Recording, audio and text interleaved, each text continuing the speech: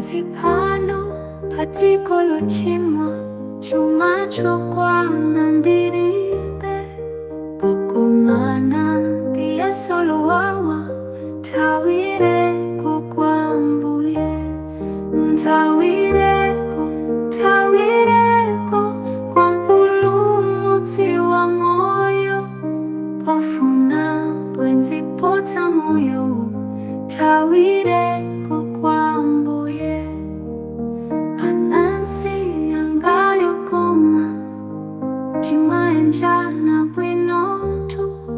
kumaposo amana moyo tawireko kwambuye moyo uno Kristu ndakonda mawa Mulungu andikwana kumapuona tanja la imfa tawireko kwambuye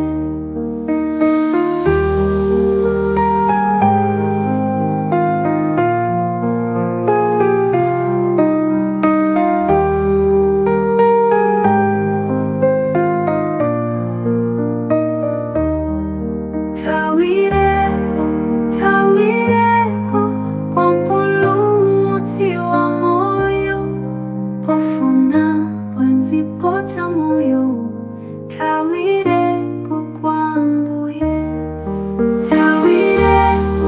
tawireko kwa mpulumutsi wa moyo pofuna bwenzi pota moyo tawireko